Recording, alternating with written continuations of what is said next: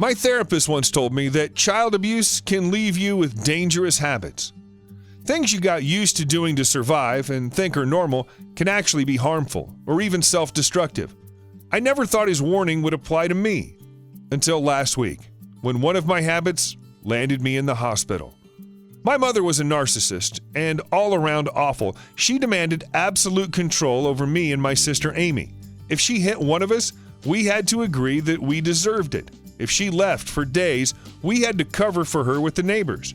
If she spent an hour screaming at me over nothing, I had to take it without looking hurt or angry. If I did, things got worse. Not just for me. My name's Alan. Amy's my twin, and for as long as I can remember, we've been each other's lifeline.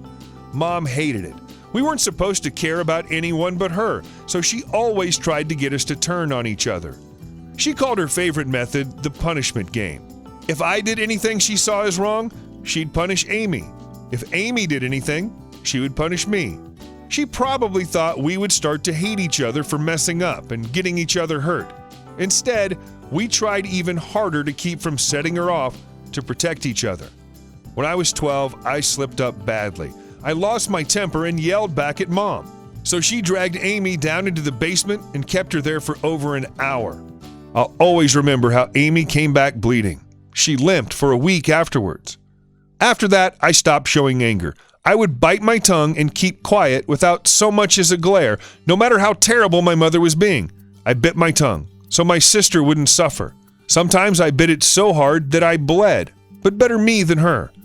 I didn't know then that this habit would get me into a lot more trouble later.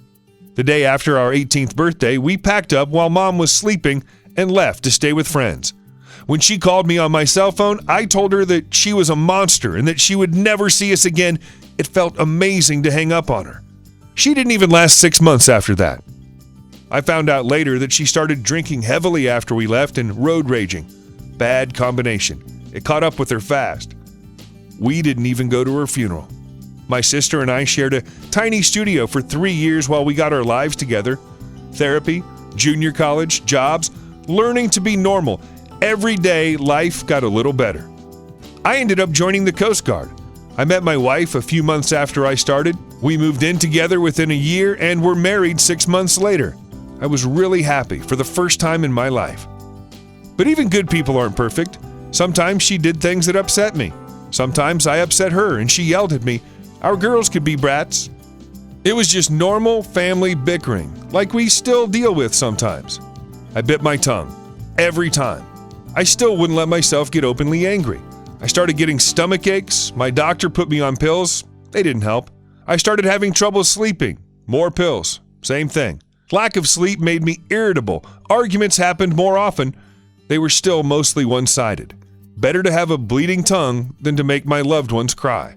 Last week, I forgot to pick up my wife's migraine medicine. She yelled. I bit my tongue.